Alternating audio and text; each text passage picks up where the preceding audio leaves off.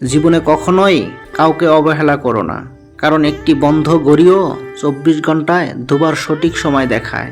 এই পৃথিবীতে যারা তাদের কাজকে ভালোবাসে তারা সবসময় ব্যস্ত থাকে।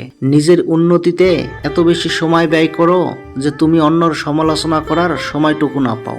অপেক্ষা করা বন্ধ করো, কারণ সঠিক সময় কখনোই আসে না।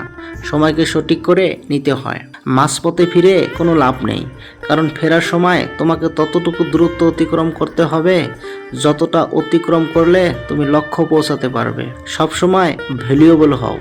অ্যাভেলেবল হলে সারা পৃথিবী তোমাকে ব্যবহার করবে। সময়ের সাথে বদলানোটাও খুব জরুরি, কারণ সময় বদলাতে শেখায়, থামতে নয়। জীবনে উপরে ওঠার সময় মানুষের সাথে ভালো আচরণ করো, কারণ নিচে নামলে আবার সেই মানুষগুলোর মুখোমুখি হতে হবে। জীবন খুবই সুন্দর, কখনো হাসায় কখনো কাঁদায়, কিন্তু জীবনের ভিড়ে যে সুখী থাকে জীবন তার সামনে মাথা নত করে। একজন মানুষ চুপ থাকলে তার মানে এই নয় যে সে দুর্বল, এটা তার মহত্ব, কারণ সে সহ্য করতে জানে, সে কথা বলতেও জানে। আজকের দিনটা একটু কঠিন, কিন্তু আগামীকাল অবশ্যই একটু ভালো হবে। শুধু আশা ছেড়ে দিও না। বন্ধু, জীবনে যে যতই সমস্যা আসুক না কেন, কখনো সাহস হারাবে না, কারণ শুধুমাত্র আপনার সাহসেই আপনাকে প্রতিটি সংঘর্ষ থেকে মুক্তি দেবে। তোমার ভবিষ্যৎ একদিন অবশ্যই সুন্দর হবে। যত বেদনা, দুঃখ, ভয় তা শুধু তোমার ভিতরেই। নিজের বানানো খাঁচা থেকে বেরিয়ে এসে দেখো তুমি একজন মহান। সততা এমন একটি প্রদীপ যা পাহাড়ের চূড়ায় রাখলে আলো কম হতে পারে, কিন্তু দূরে থেকে তা দেখা যায়। এত গরিব হও যে তোমার সাথে সবাই বসতে পারে, আর এত ধনী হও যে তুমি দাঁড়ালে কেউ বসে না থাকে। যে ব্যক্তি তোমার কথাকে গুরুত্ব দেয় না তার কাছে নীরবতাই তোমার সেরা উত্তম।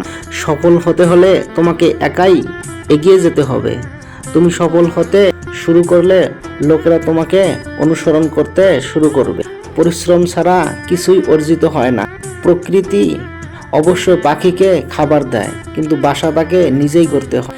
এই পৃথিবীর কোনো ডিগ্রি তোমার ভবিষ্যৎ নিশ্চিত করতে পারে না।